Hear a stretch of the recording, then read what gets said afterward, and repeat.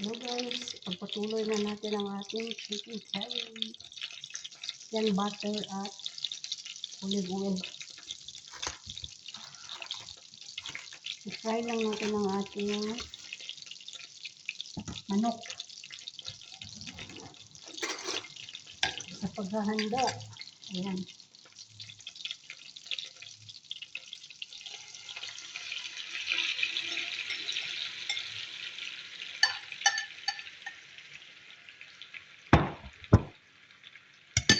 Haluin lang natin. Tapos, mga 10 minutes. Kaya lutuin naman to sa sauce, no? Ayan guys, see you later. So guys, habang naghintay tayo itong manok natin, magawa na tayo ng ating sauce. Sauce. Lagyan lang natin ng butter.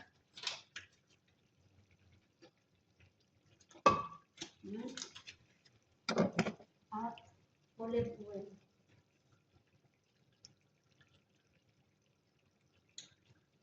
Yan. 1 tablespoon of olive oil. Tayo lang natin. Tuloy na tayo. Bawang, sibuyas at luya. Ito tayo na. Tapos, bakit pa daw yung tawag nito? Kamatis. Sabay na natin kamatis ito. Pagka-brown din. Yung kamatis, oh. Kompleto naman sana sa sauce. Kailangan lagyan pa ng ganyan. Amuyin muna natin ang bawang natin sa kamatis. And guys, ilagay na natin ang ating kamatis para maluto.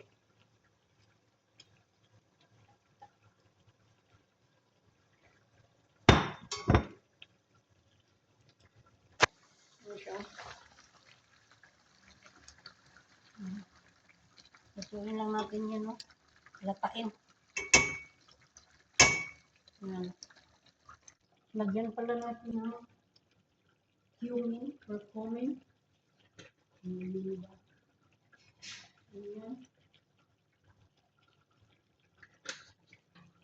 At garam masala.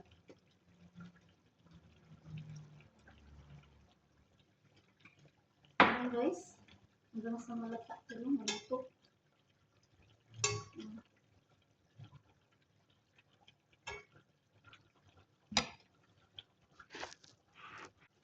Guys, ito na yung manok. Luto na yan guys.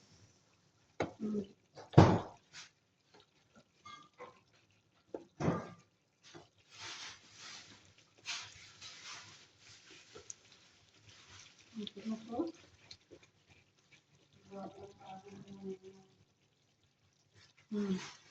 Yan, chicken curry na. Lagyan pa ng mga kulay-kulay mamaya guys.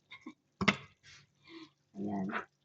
Tapos i-blend puno yung kamatis natin. Ang daming trabuhin ito. Guys, ito na yung kamatis. Oh. I-blend daw. So, i-blend natin. Tomato paste lang din labas nito. Sana blendin ko na kanina. Sige lang. Okay. See you later. So, guys, itong sauce na ginawa natin, gusto pala ng sarapan. Lagyan na natin ng coriander, no? Fresh coriander. Ayan. At i-blend natin kasama blend. Sarap eh. Gusto natin mag-inventory. Nagdagan na natin yung pasarap dito. See you later guys. Ito na guys, oh. Liber-liber din na tayo. Lagyan na natin dyan. Pakuluin lang natin yan.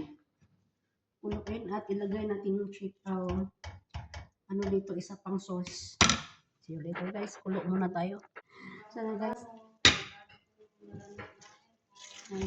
Kumulo na siya everyone. Ayan na, kumulo na. Ayan, idagdag na natin ang butter chicken shell.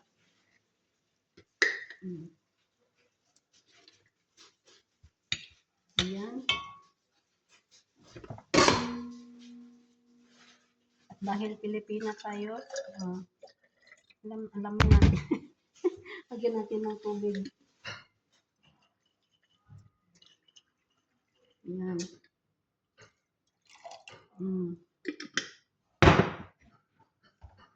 Diba guys?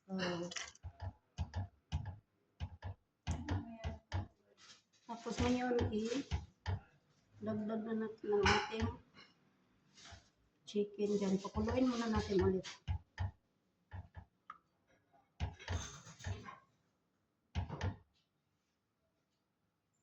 Yan. Kuluin lang natin. Yan guys, idagdag na natin. Ilagay na natin ng ating manok dyan. Yan.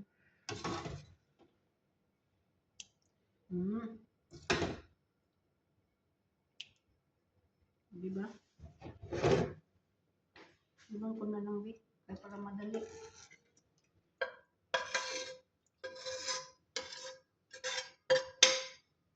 Ayan.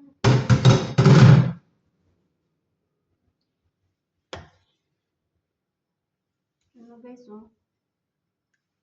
kuluin lang natin yan at ready na ang ating buttered chicken for tonight's dinner.